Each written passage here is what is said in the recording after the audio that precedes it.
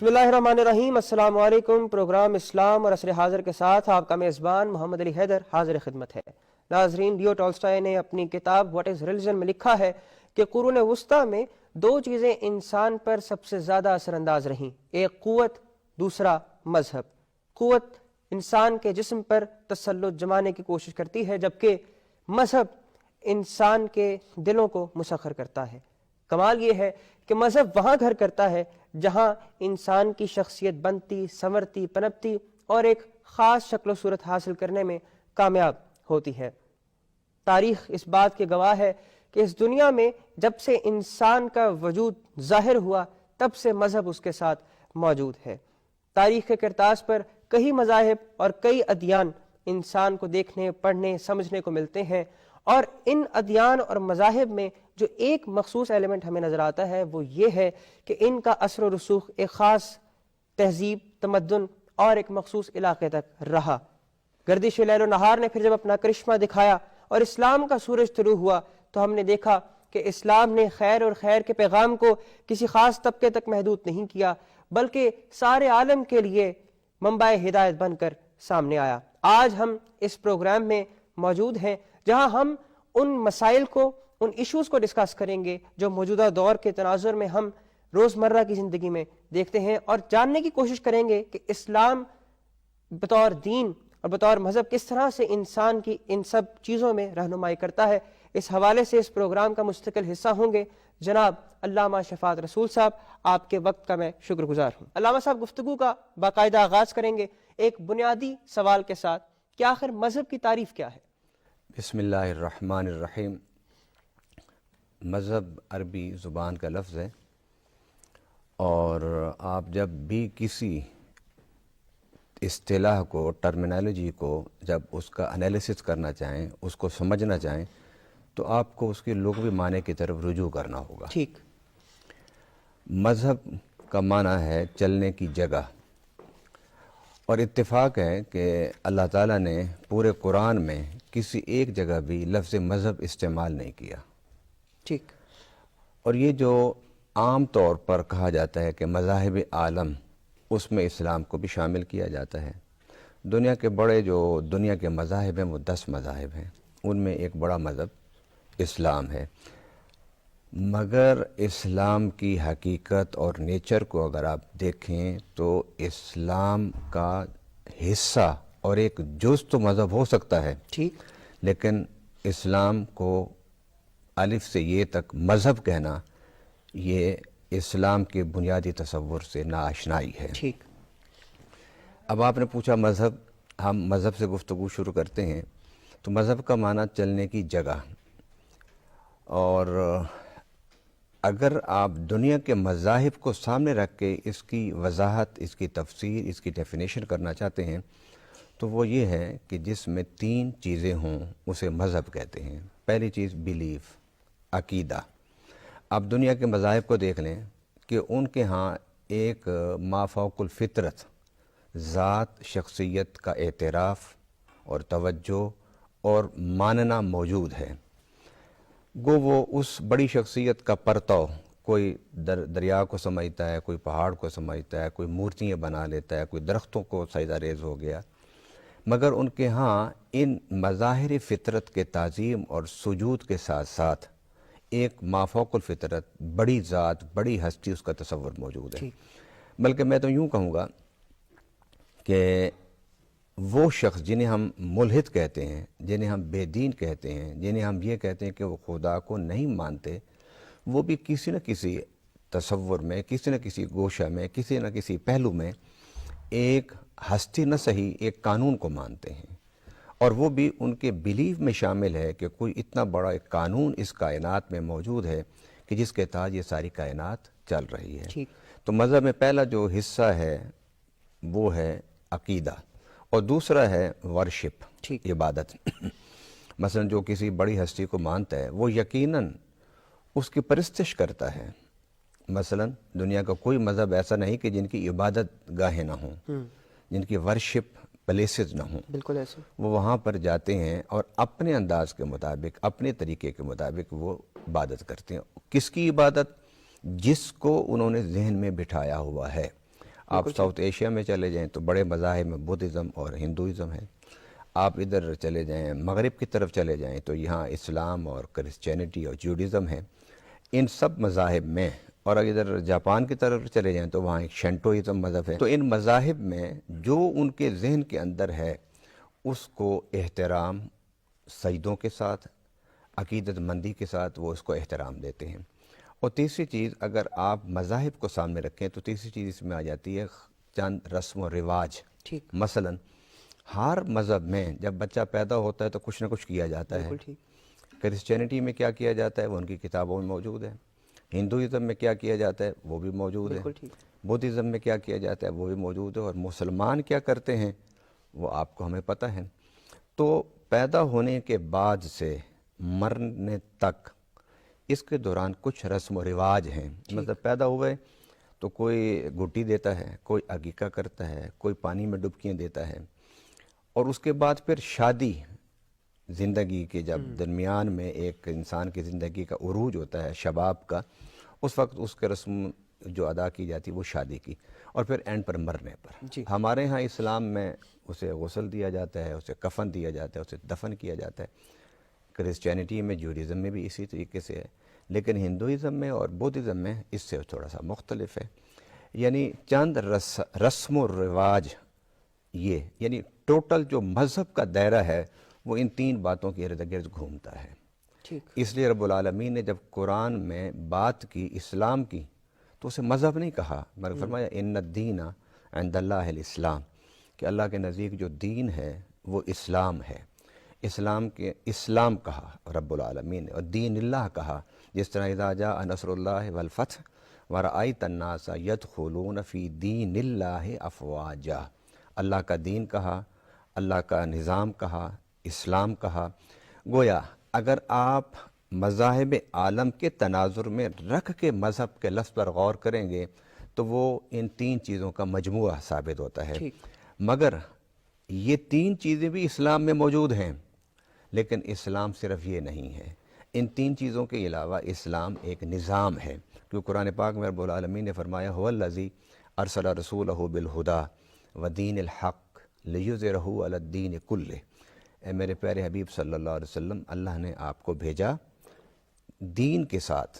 رسول ہیں آپ اور ایک دین لے کر آئیں، اور آپ کی ساری جدوجہد، مکہ دور کی جدوجہد، مدنی دور کی جدوجہد اس لیے لیظہرہ علی الدین کلہ کہ آپ ادیان عالم، اس سے وہ مذاہب نہیں، ادیان عالم دنیا کے قوانین.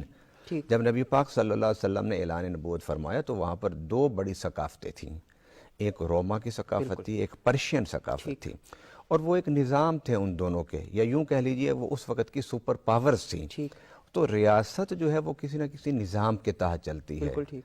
اس نظام کے اندر ایک مذہب ایک بڑا عنصر ہوتا ہے. جس طرح آپ نے اپنے انٹرویو میں کہا کہ نظام جو ہوتا ہے، قانون وہ انسان کے جسم پر حکومت کرتا ہے، اور مذہب جو ہے وہ انسان کے دل اور دماغ پر حکومت کرتا ہے. اور جو بات دل اور دماغ میں ہوتی ہے وہ زیادہ مؤثر اور زیادہ طاقتور ہوتی ہے. آج اس دور میں جب ہمارے ہی بعض تجزیہ نگار اور بعض سوچنے والے لوگ کہتے ہیں کہ اسلام جو ہے وہ اس وقت مؤثر ہے اور باقی جو ادیان ہیں ان کا اثر ختم ہو گیا ہے، جبکہ ایسا نہیں ہے. جب آپ کسی چیز کو، کسی نظریے کو مذہب کہہ رہے ہیں تو پھر اس کا اثر نہیں ختم ہو سکتا. بالکل ٹھیک. باقی رہی یہ بات کہ دنیا میں ایک یہ فینامنا پھیل رہا ہے کہ لوگ مذہب سے تھوڑا سا اپنے آپ کو الگ کر کے اب سوچنا شروع کیا. بالکل. میں نے بے شمار سفر دوران ہوائی جہاز میں، ایئرپورٹس پر جب باتیں کی ہیں نوجوانوں کے ساتھ، تو بات کرتے ہی وہ یہ کہتے ہیں جی ہمارا کوئی مذہب نہیں ہے. لیکن جب تھوڑی دیر کے بعد بات چلتی ہے تو پھر مذہب نکل آتا ہے. بالکل. لہذا انسان کو جو ماں کی گود میں، باپ کی آغوش میں جو نظریات فیڈ کیے جاتے ہیں اس سے انسان جو ہے وہ نجات نہیں حاصل کر سکتا. علامہ صاحب، آپ نے نوجوانوں کی بات کی. نوجوانوں کے ہاں ایک مسکنسیپشن ہے کہ شاید مذہب جو ہے وہ ترقی میں حائل ہے. آخر یہ سوچ ان کے ذہن میں کیوں آتی ہے اور اس کا کاؤنٹر آرگومنٹ کیا ہے؟ اگر آپ اس کو اسلام سے ہم پہلے پر لے آتے ہیں. جی بالکل. اسلام سے پہلے دنیا پر پاپائیت کا نظام تھا. جی. اور جب پاپائیت کا نظام ٹوٹا، اور وہ ٹوٹا اس وقت کہ جب فلسفہ سائنس کی طرف سفر کر رہا تھا. جی. جب مشاہدات ایک تجربات کی لیبارٹریز میں مراحل سے گزر رہے تھے، تو اس وقت جب علم، عقل، فکر، سائنس کا شکل اور روپ دھار رہی تھی، تو اس وقت یورپ میں ایک بغاوت، بالکل بیداری آپ کہہ لیں، بغاوت کہہ لیں، اس کی یہ فضا پیدا ہوئی۔ ٹھیک، اس کا سب سے زیادہ جو نقصان ہوا وہ نظام پاپائیت کے نظام کو ہوا۔ ٹھیک ہے، جب پاپائیت کے نظام کو ہوا تو آہستہ آہستہ جو یورپ تھا وہ اس نظام سے باہر نکلتا گیا، ٹھیک ہے، اور وہ ممالک یورپ میں کہ جو سب سے پہلے اس پاپائیت کے نظام سے باہر نکلے، وہ آج دنیا کی ترقی یافتہ ممالک ہیں۔ مثلا سکینڈینیویا کنٹریز ہیں، وہ یورپ میں سب سے زیادہ مالدار اور زیادہ پرامن اور زیادہ ترقی یافتہ ہیں۔ اس کے بعد آپ آ جائیں یورپی یونین جو بنی وہ جرمن اور فرانس نے بنائی، وہ بھی۔ آپ یورپ سے اترتے آئیے، جنوب کی طرف چلتے آئیے، تو آپ کو جو ممالک یورپ کے ملتے ہیں وہ بہت غریب ہیں ابھی تک۔ ٹھیک، اس کی وجہ ہسٹری میں موجود ہے۔ یہ اس لیے نہیں کہ میں مسلمان ہوں تو میں یہ بات کر رہا ہوں، یہ ایک ہسٹوریکل حقیقت ہے، ایک تاریخی حقیقت ہے کہ جو ملک پاپائیت کے اس نظام سے دیر سے باہر آئے وہ اسی حساب سے ترقی میں پیچھے ہیں۔ لہٰذا جب انسان انسانی سوچوں پر چلتا ہے تو وہ ایک دور میں تو ترقی کرتا ہے، لیکن اس کے بعد پھر اس کی ترقی تنزلی میں تبدیل ہونا شروع ہو جاتی ہے۔ مگر اسلام ایک مذہب نہیں۔ اگر نوجوان مسلم یہ کہتے ہیں کہ مذہب جو ہے وہ پسماندگی کا سبب ہے، تو میں یہ کہوں گا کہ ان نوجوانوں نے اسلام کو قرآن سے اور حدیث سے سمجھا ہی نہیں ہے۔ ٹھیک، اس لیے کہ اسلام ایک دین ہے، اور اگر آپ اس کو تحقیق کے ساتھ، توجہ کے ساتھ اگر آپ اس کا مشاہدہ کریں تو آپ کو پتہ چلے گا کہ قرآن وہ عروج کا بنیاد رکھتا ہے کہ جو دنیا کا کوئی مذہب نہیں رکھ سکا۔ مثلا ایک ہی آیت آپ دیکھ لیجئے کہ رب العالمین نے جب حضرت آدم علیہ السلام کو پیدا کیا تو اس کے بعد حکم فرمایا ہے کہ اسجدوا لآدم، کہ سارے ملائکہ آدم کو سجدہ کریں، تو فسجد الملائکۃ کلھم اجمعون، تو سارے ملائکہ نے سجدہ کر دیا۔ اب کائنات کی سب سے بڑی طاقتور قوت، کائنات میں سب سے بڑی مخلوق وہ ملائکہ ہیں، اور احادیث مبارکہ میں ہے کہ نبی پاک صلی اللہ علیہ وسلم کے پاس طائف میں فرشتہ آیا تھا، اس نے کہا رسول اگر حکم دیں تو میں ساری ایک بستی، طائف کی پوری بستی کو ایک پر اٹھا کے اوندھے منہ گرا دوں۔ اگر آپ حکم دیں تو یہ پانی کا فرشتہ ہے، یہ ہوا کا فرشتہ ہے، یہ آگ کا فرشتہ ہے، ان کا نیست و نابود کر دیں۔ تو اس سے یہ پتہ چلتا ہے کہ ملائکہ کائنات کی سب سے زیادہ طاقتور مخلوق ہیں۔ ٹھیک، تو وہ بھی اللہ تعالیٰ نے جب انسان پیدا ہوا تو اسے کہا کہ ان کو سجدہ کرو۔ اچھا جب سجدہ ہو گیا، اب آدم علیہ السلام بیٹھ گئے تو پوچھا ان سے کہ بھئی ان سے سوال کرو۔ بعض علماء کہتے ہیں کہ یہ سجدے کے بعد سوال و جواب ہوا تھا، اور بعض کہتے ہیں کہ یہ سوال و جواب سجدے سے پہلے ہوا تھا۔ اچھا، آپ پہلے رکھ لیں یا بعد میں رکھ لیں، نتیجہ یہی ہے کہ اعتراف علم، جی، اعتراف عظمت، کہ ملائکہ نے انسان کی علم اور اس کی عظمت کا اعتراف کرتے ہوئے اپنے آپ کو جھکا دیا تھا۔ اب اللہ تعالیٰ نے فرمایا حضرت آدم علیہ السلام سے کہ ان سے پوچھو۔ حضرت آدم علیہ السلام نے سوال کیا، انہوں نے کہا کہ ہمیں تو کوئی پتہ نہیں، قالوا سبحانک لا علم لنا الا ما علمتنا، جو تو نے بتایا تھا وہی ہمارے پاس علم ہے، جو آدم ہم سے پوچھ رہے وہ تو علم ہمارے پاس ہے ہی نہیں۔ جی، تو پھر اللہ تعالیٰ نے ملائکہ سے بھی کہا تھا کہ تم آدم سے پوچھو، پھر یہ جو بھی سوال کرتے تھے حضرت آدم علیہ السلام اس سوال کا جواب دیتے تھے۔ ٹھیک، تو گویا قرآن کے اس فلسفے کو دیکھو جس نے پہلے دن ہی پہلے انسان کے ساتھ اس واقعے کو بیان کرنے کے بعد اس حقیقت کو آشکارا کر دیا کہ عظمت، عروج اور سربلندی اسی کو ہے جو علم میں برتری رکھتا ہے۔ بالکل ٹھیک، تو اسلام نے علم کی بات کی ہے، اور دنیا میں اس وقت جتنے بھی ملک ترقی یافتہ ہیں یا عروج پر ہیں، جن کی اقتصادیات بہتر ہے، جن کے ہاں نظام تعلیم بہتر ہے، جن کے ہاں معاشیات بہتر ہے، جن کا نظام سلطنت ایک رول ماڈل ہے آج دنیا کے لیے، وہ وہی ملک ہیں جن کے ہاں علم ہے، جن کے ہاں تحقیق ہے، جن کے ہاں ریسرچ ہے۔ تو اسلام کو سامنے رکھ کے کوئی مسلمان نوجوان اگر یہ کہتا ہے کہ مذہب پسماندگی کی طرف لے جاتا ہے، یا مذہب جو ہے وہ دنیا میں پیچھے چھوڑ دیتا ہے انسان کو، مذہب ترقی نہیں کرنے دیتا، تو میں سمجھتا ہوں اس نے قرآن سے نہیں پڑھا۔ وہ بیان تو صاحب گفتگو کا سلسلہ ہم یہیں سے آگے شروع کریں گے۔ ناظرین حاضر ہوتے ہیں ایک وقفے کے بعد، ہمارے ساتھ رہیے۔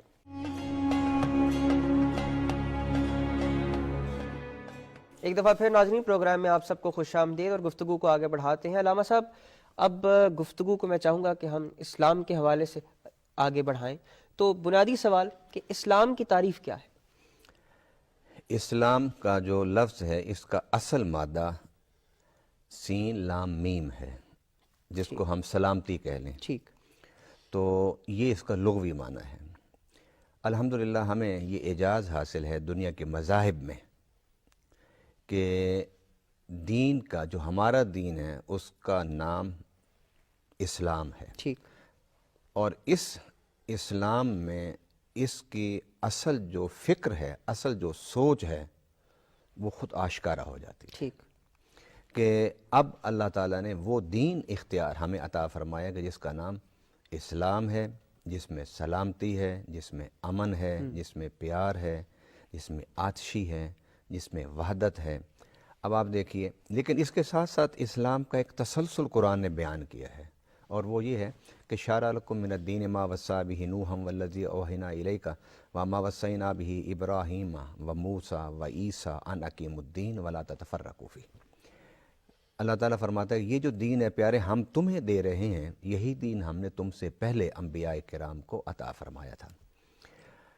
ہمارے ہاں ہمارے جو دوسرے مذاہب کے پیروکار لوگ ہیں وہ اس حقیقت کو سمجھنے سے قاصر ہیں ابھی تک کہ دنیا میں جتنے بھی پیغام آئے ہیں، جتنی بھی کتابیں آئیں جنہیں ہم وحی کی کتابیں کہتے ہیں، اللہ کے وحی کے ذریعے آئیں، ان سب کا ایک ہی نام تھا اور وہ اسلام تھا۔ مثلا آپ دیکھیے کہ حضرت ابراہیم علیہ السلام کو قرآن پاک میں حنیفہ مسلمہ فرمایا گیا کہ وہ حنیف مسلمین ہیں، اور حضرت یعقوب علیہ السلام کو اور ان کی پوری اولاد کو کہا گیا کہ یہ سب کے سب مسلم ہیں، ان کو بھی مسلم کہا گیا۔ اور قرآن پاک میں اللہ تعالیٰ نے اس حقیقت کو اجاگر کیا کہ جو کتاب، جو وحی اور جو صحیفے ہم نے عطا کیے ہیں جبرائیل کے ذریعے سے، اس سب کا نام ایک ہی ہے۔ اچھا، مثلا قرآن پاک میں وَسَمَّاكُمُ الْمُسْلِمِينَ مِنْ قَبْلُ وَفِي هَذَا، اس اللہ نے تمہارا نام مسلم رکھا ہے، ٹھیک، اس کتاب میں بھی اور اس سے پہلے بھی۔ مقصد یہ ہے کہ رب العالمین کا جو پیغام ہے وہ انسانوں کے درمیان امن، سلامتی اور پیار، اس کو پیدا کرنے کے لیے ہے۔ اور اس حقیقت کو میں ایک حدیث سے واضح کرتا ہوں۔ نبی پاک صلی اللہ علیہ وسلم نے فرمایا الخلق عیال اللہ، کہ نبی پاک صلی اللہ علیہ وسلم نے فرمایا اللہ فرماتا ہے، یہ حدیث قدسی ہے کہ یہ ساری مخلوق جو ہے یہ میرا کنبہ ہے، میں خدا اس طرح ہوں جس طرح ایک کنبے کا سربراہ ہوتا ہے۔ اب اس حقیقت کو ایک اور آیت سے آپ سمجھیے، قرآن پاک میں اللہ تعالیٰ فرماتا ہے کہ اگر اللہ تعالیٰ چاہتا کہ تم سب کو ایک ہی دین پر، ایک ہی سوچ پر، ایک ہی نظریے پر، ایک ہی فکر پر اللہ پیدا کر دیتا۔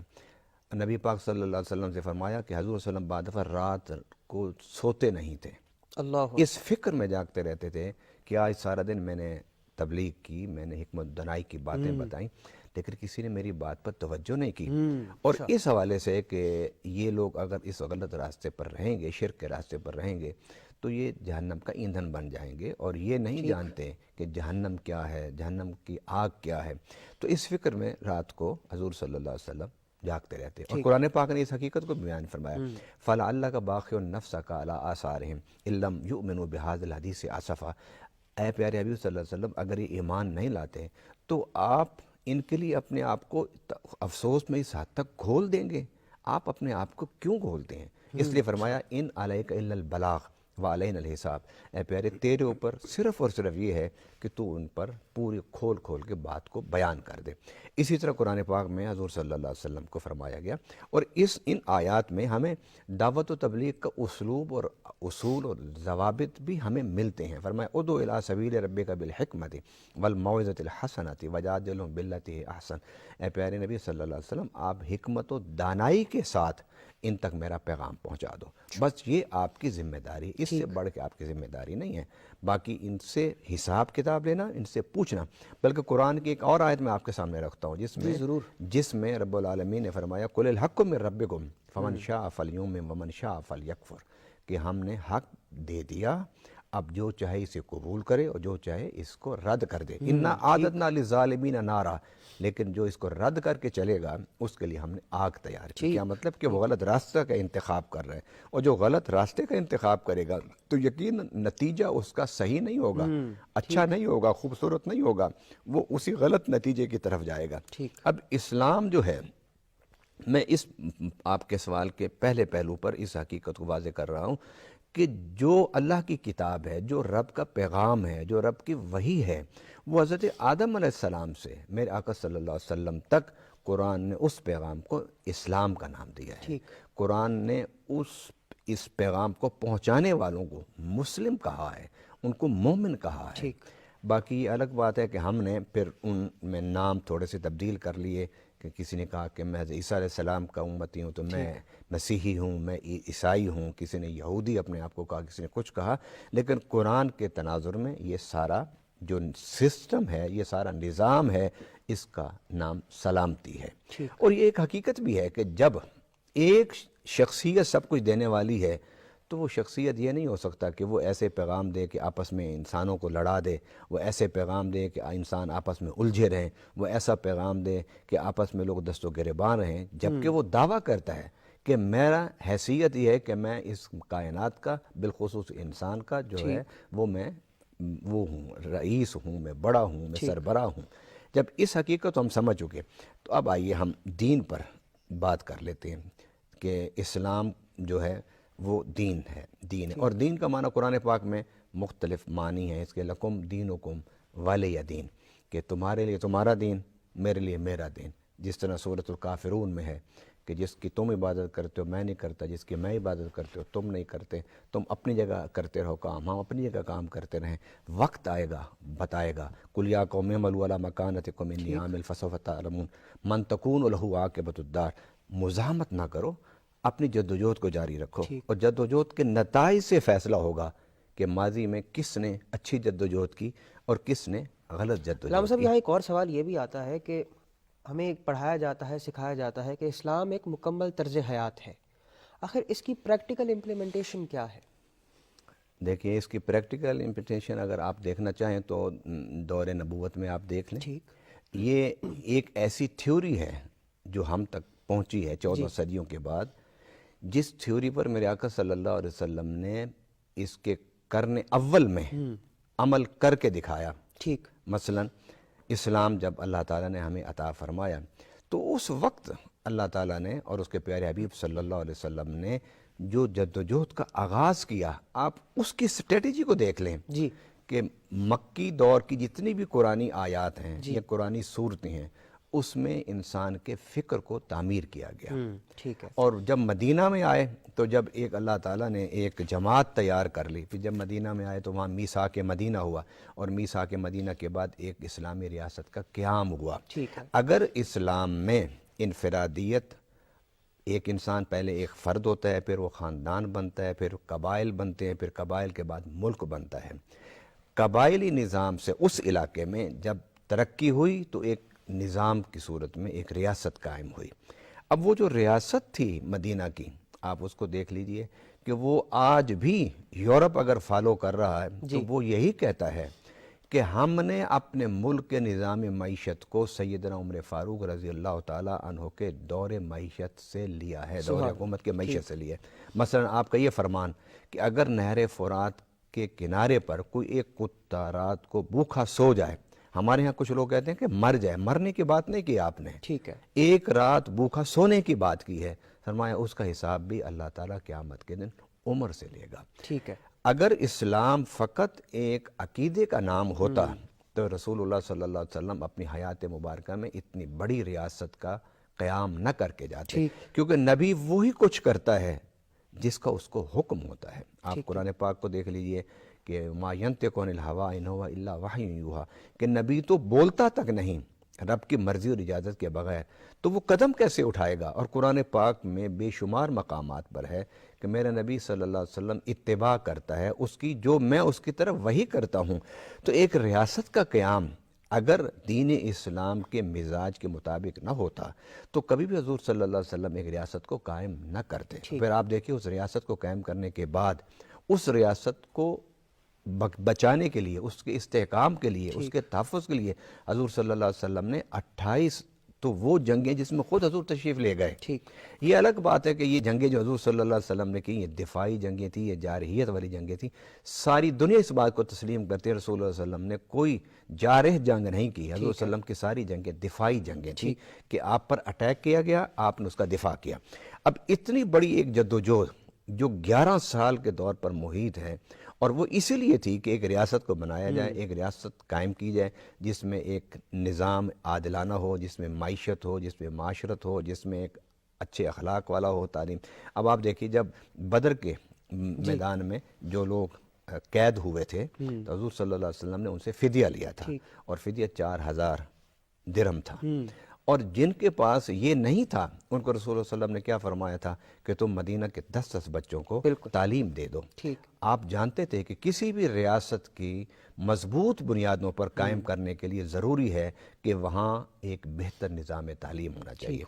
اسلام میں عقیدہ بھی ہے، مکی دور میں عقائد پر بات ہوئی. آپ سورہ فاتحہ کو شروع کر لیں، سورہ فاتحہ میں اللہ کا تصور ہے، توحید کا تصور ہے، مرنے کے بعد اٹھنے کا تصور ہے، اٹھ کے پھر حساب و کتاب دینے کا تصور ہے، پھر اس کے بعد جنت کا تصور ہے، پھر جہنم کا تصور ہے، پھر وہاں میزان، ایک میدان حشر میں عدل کا ایک حساب و کتاب کا سارا تصور ہے. یہ عقائد کی بات ہے، اور یہ پورے 13 سالہ جو مکی دور تھا اس میں عقائد پر ہی باتیں ہوتی رہیں. علامہ صاحب، جو ہمارے ہاں موجودہ نئی نسل ہے اس کے ہاں کچھ دین کے حوالے سے مسکنسیپشنز ہیں کہ وہ سمجھتے ہیں کہ شاید جو ہمارا دینی طبقہ ہے وہ مزاجاً بہت سخت ہے. اس سختی کو دیکھتے ہوئے وہ پھر اس طبقے سے استفادہ حاصل کرنے کے بجائے استفادہ نہیں کرتے بلکہ ان سے دور بھاگتے ہیں، اور پھر وہ ایسے ٹریک کا انتخاب کر لیتے ہیں جو ان کے لیے ٹھیک نہیں ہوتا، کیونکہ ان کو دراصل صحیح ڈائریکشن کی تو ضرورت ہوتی ہے. موجودہ دور میں جو اتنا تیز رفتار دور ہے، اسلام انسان کا ہاتھ کیسے تھامتا ہے، اور بالخصوص نوجوان نسل کو اسلام کی جانب راغب کرنے کا کیا طریقہ کار بتاتا ہے؟ دیکھیے بات یہ ہے کہ آپ کے سوال کا پہلا حصہ یہ کہ ہماری نوجوان نسل مذہب سے، اسلام سے، دین سے دور ہیں. اس کی سب سے بڑی وجہ یہ ہے کہ ہم جس انداز سے مذہب کی تعبیر اور توجیہ اور وضاحت کر رہے ہیں شاید وہ عقلیت پر مبنی نہیں ہے، وہ دلائل پر مبنی نہیں ہے، جس کی وجہ یہ ہے کہ معاشرہ ایک اور رخ پر جا رہا ہے اور ہماری جو تبلیغ کا اسلوب اور انداز ہے وہ دوسری رخ پر جا رہا ہے.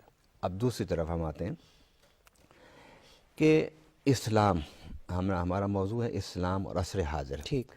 اس کا مطلب یہ ہے کہ اسلام 14 صدیوں پہلے جس طرح انسان کی رہنمائی کر رہا تھا اور 14 صدیوں سے کرتا آیا ہے اور آج بھی وہ کر سکتا ہے، اور قیامت تک اسلام انسانیت کی رہنمائی کے لیے اسی طرح مفید اور مؤثر ہوگا جس طرح پہلے تھا. اب اس کا تعین کرنا ہوگا کہ ہمیں کس انداز سے اسلام کو ہر دور کے لیے قابل قبول بنانا ہے. بالکل. اس کے لیے علماء کرام نے مختلف باتیں لکھی ہیں، اس میں سے ایک بات میں کر دیتا ہوں. اس حقیقت کو ذہن میں رکھیے کہ اسلام جو ہے وہ عقل، فکر اور دلائل پر مبنی ایک مذہب ہے، ایک دین ہے، ایک سوچ ہے، ایک نظریہ ہے. لیکن میں اسے اس انداز میں کہتا ہوں کہ لیکن اس کی وضاحت اور اس کی تبلیغ اور اس کی دعوت شاید ان لوگوں کے ہاتھ میں آ گئی ہے کہ جنہیں علوم عصریہ پر عبور نہیں ہے، جن کے پاس وین کی کمی ہے، جس کا نتیجہ یہ ہے کہ وہ جب ممبر پر بیٹھتے ہیں، ارشاد اور دعوت کا کام کرتے ہیں تو وہ ایک بڑے ہی محدود انداز میں اسلام کو پیش کرتے ہیں، جس سے ہمارے نوجوان کے ذہن میں یہ بات ابھرتی ہے کہ یہ جو شخصیات اسلام کو پیش کر رہے ہیں یہ وہ اوریجنل وہ اسلام نہیں ہے کہ جو اوریجنل اسلام نبی پاک صلی اللہ علیہ وسلم نے پیش کیا تھا، صحابہ کرام نے پیش کیا تھا اور اسے قائم اور نافذ کر کے دکھایا تھا. یہ جو میں یہ نہیں سمجھتا کہ کوئی مسلمان کلمہ پڑھے اور وہ اسلام سے پھر دور رہے.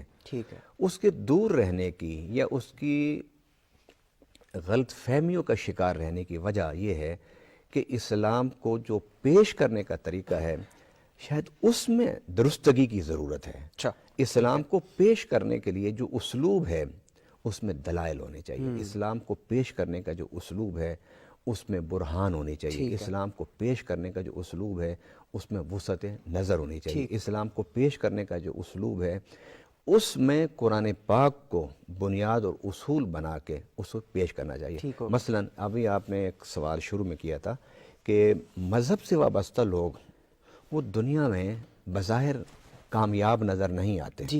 اب اسی کو آپ دیکھ لیں, اسی میں اس سوال کی بھی وضاحت کر دوں گا. ہمارے ہاں دنیا کے ہر مقصد کی کامیابی کے لیے ہمارے ہاں یہ کہا جاتا ہے کہ آپ اگر نماز نہیں پڑھتے تو آپ ناکام ہوں گے. آپ اگر نماز روزہ نہیں رکھتے تو آپ دنیا میں بھی ناکام ہو جائیں گے. آپ اگر حج نہیں کرتے تو آپ کی دنیاوی جو ترقی ہے وہ رک جائے گی. اب اس قسم کی جب ہم بات کریں گے تو نوجوان یہ پوچھتا ہے کہ جن لوگوں جس قوموں نے ترقی کی ہے وہ تو ان میں سے کوئی عمل نہیں کرتی. بالکل ٹھیک. تو پھر ہماری جو گفتگو ہے اس میں لاجک ختم ہو جاتی ہے, اس میں دلیل نہیں رہتی, اس میں عقلیت نہیں رہتی. اب اسی ایک بات کو, کیونکہ اب دنیا جو ہے وہ گلوبل ویلیج, بلکہ گلوبل ویلیج سے بھی آپ آگے کہہ لیجئے گلوبل ہٹ بن چکی ہے. آج صبح بندہ پاکستان بیٹھا ہے, شام کو امریکہ بیٹھا ہوتا ہے, اگلے دن یورپ بیٹھا ہوتا ہے, نہیں جا سکتا تو وہ ٹی وی پر مواصلات پر ساری چیزیں دیکھ رہا ہے. وہ کہتے ہیں کہ یار وہاں تو یہ چیزیں نہیں ہیں, تو پھر وہ لوگ کیسے ترقی کر گئے. یہاں میں اپنے نوجوانوں سے کہوں گا کہ یہ جو عبادات کا چیپٹر ہے یہ اللہ تعالیٰ نے انسان کی دنیا کی بہتری اور برکت تو ہے اس میں, لیکن اصل اس میں جو بہتری اور برکت و نجات ہے وہ قبر کی ہے, وہ آخرت کی ہے. باقی رہی دنیا کی ترقی کے لیے جو اصول اور جو ضوابط ہیں آپ اسے قرآن میں پڑھ لیجئے. قرآن پاک میں رب العالمین نے بڑے واضح الفاظ میں فرمائے الم ترو ان اللہ سخر لکم ما فی السماوات و ما فی الارض واسبغ علیکم نعمہ ظاہرۃ و باطنہ. کیا تم نے نہیں دیکھا کہ اللہ تعالیٰ نے تمہارے لیے مسخر کر دیا, تمہارے تابع کر دیا جو کچھ آسمانوں میں ہے اور جو کچھ زمین میں ہے. اور جب تم اس تسخیر کے راستے پر چلو گے تو ہم تمہیں نعمتیں دیں گے نہیں بلکہ فرمایا انڈیلیں گے. مثلا اب بالٹی ہے, اس میں آپ مگا لے کے پانی اپنے اوپر ڈالتے ہیں, یہ ہے ایک ایک مگا ڈالنا. ایک یہ کہ آپ بالٹی اٹھا کے اپنے اوپر انڈیل لیتے ہیں. تو رب العالمین کہتے ہیں کہ سورہ لقمان میں کہ میں نے تمہیں تسخیر کا راستہ تمہارے لیے آسان کر دیا. اور ساری کائنات, اب پہاڑ میں بڑی طاقت ہے, انسان اس کے سامنے اس کی کیا حیثیت ہے, چھوٹا سا 5-6 فٹ کا قد ہے انسان کا, لیکن انسان کے اس جسم میں جو اللہ نے عقل رکھ دی ہے وہ عقل ان پہاڑوں کو مسخر کر دے گا. ناظرین گفتگو کا سلسلہ آگے یہیں سے بڑھائیں گے. حاضر ہوتے ہیں ایک چھوٹے سے بریک کے بعد, ہمارے ساتھ رہیے.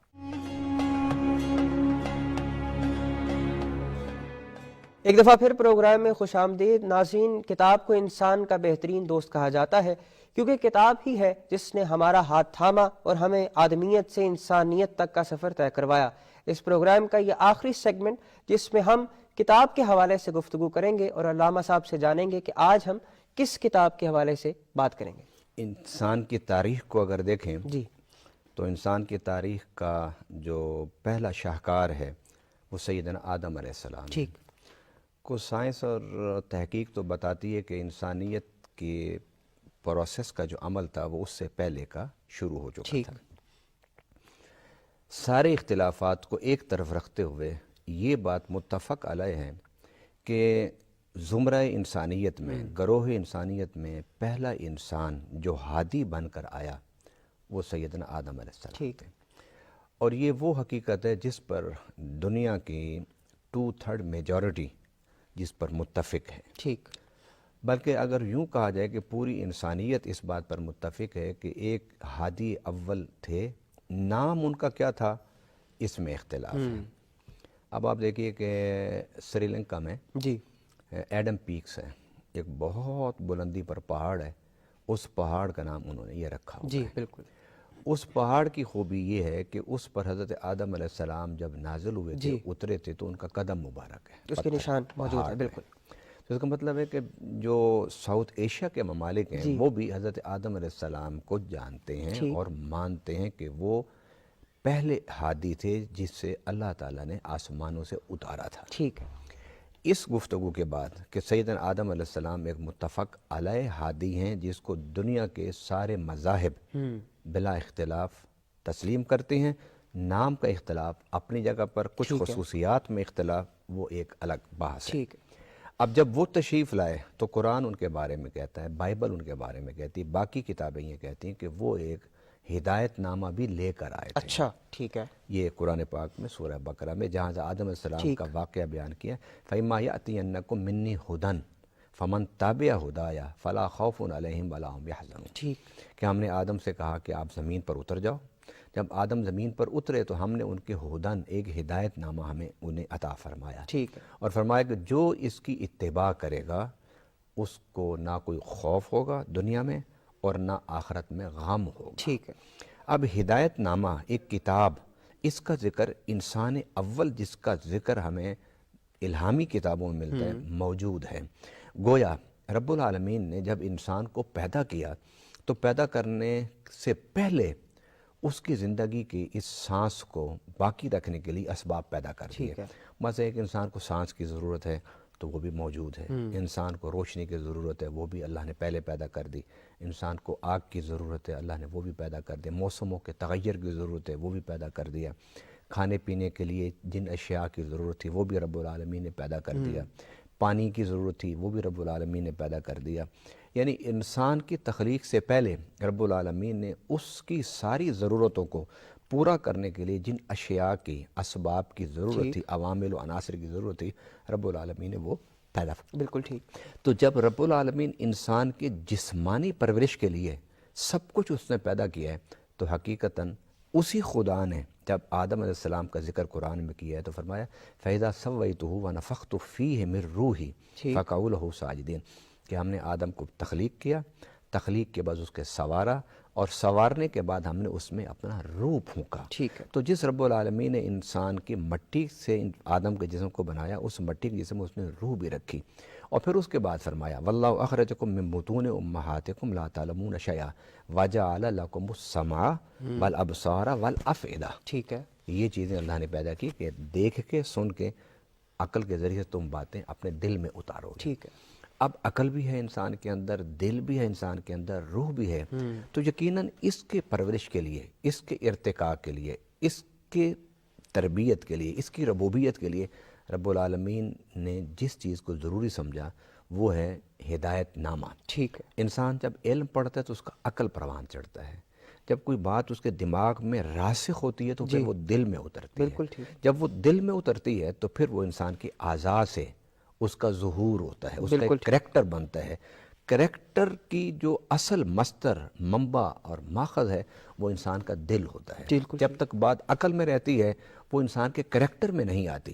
کریکٹر سازی جو ہے، کردار سازی، وہ کرتا ہے انسان کا دل۔ اب اللہ تعالیٰ نے اس کے لیے علم عطا فرمایا، اس کے لیے وحی عطا فرمائی، اس کے لیے کتاب عطا فرمائی جسے ہم کتاب ہدایت۔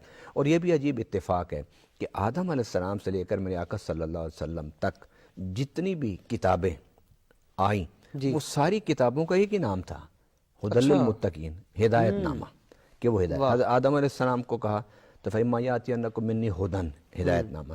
میرے آقا صلی اللہ علیہ وسلم کو کہا کہ الف لام میم ذالک الکتاب لا ریب فیہ ھدی للمتقین، بالکل یہ ہدایت ہے۔ مثلا ایک انسان ایک چیز بناتا ہے تو بنانے کے بعد اس کو استعمال کا طریقہ بتاتا ہے اور ساتھ ایک کتابچہ رکھ دیتا ہے کہ تم نے اس چیز کو استعمال کرنا ہے، تو اس کے بنانے والے نے اس کو استعمال کرنے کا طریقہ بتایا۔ اگر آپ اس کے مطابق اسے استعمال کریں گے تو یہ چیز زیادہ وقت چلے گی اور بہتر طریقے سے چلے گی۔ اسی طریقے سے رب العالمین نے جب انسان کو بنایا تو بنانے کے بعد اس کو بہتر طریقے سے چلانے کے لیے، بہتر انسان کی زندگی میں تین پہلو، اور اسی کو اقبال نے بیان کیا ہے کہ ایک انسان کے مٹی کا جسم ہے، ایک انسان کا روح کا جسم ہے، ایک انسان کے عقل اور دل کا جسم ہے۔ یہ تین جسم ہیں، ایک جسم کو جسم کثیف آپ کہہ لیں، ایک جسم کو آپ جسم لطیف کہہ لیں۔ تو اب یہ ہو نہیں سکتا کہ رب العالمین انسان کو بھیجتا اور ہادی نہ بھیجتا اور کتاب ہدایت نہ بھیجتا۔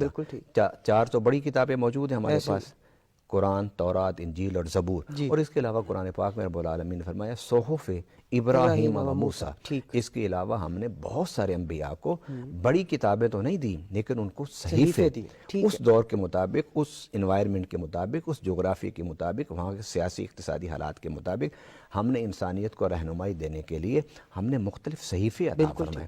لہٰذا آج کے اس وقت میں جو ہم نے موضوع شروع کیا وہ یہ ہے کہ ایک تو ہدایت اللہ تعالیٰ نے کتاب ہدایت روز اول سے انسان کو عطا فرمائی ہے، اور یہ جو انسان چلتے چلتے آج اس مقام پر پہنچا ہے کہ وہ ستاروں پر کمند ڈال رہا ہے، مریخ پر جا رہا ہے، پہاڑوں پر اس نے قابو کر لیا ہے، یہ کمپیوٹر سائنس آ گئی ہے، یہ مواصلات کا ایک نیا ذریعہ علم ایجاد ہو گئے، یہ ساری چیزیں جو ہیں یہ انسان کے دور شباب کی ہیں، دور شباب کی یہ چیزیں، لیکن پہلے دن سے انسان کو انگلی پکڑ کے چلنے کا طریقہ سے جو سکھایا ہے وہ رب کی کتاب نے، اور آج بھی قرآن میں جو حقیقتیں قرآن میں اللہ تعالیٰ نے بیان کر دی ہیں وہ وہی حقیقتیں جو ہر دور کو اپنے ساتھ لے کر چلیں گی، اور وہ کیسے چلیں گی وہ انشاءاللہ ہم بتاتے رہیں گے۔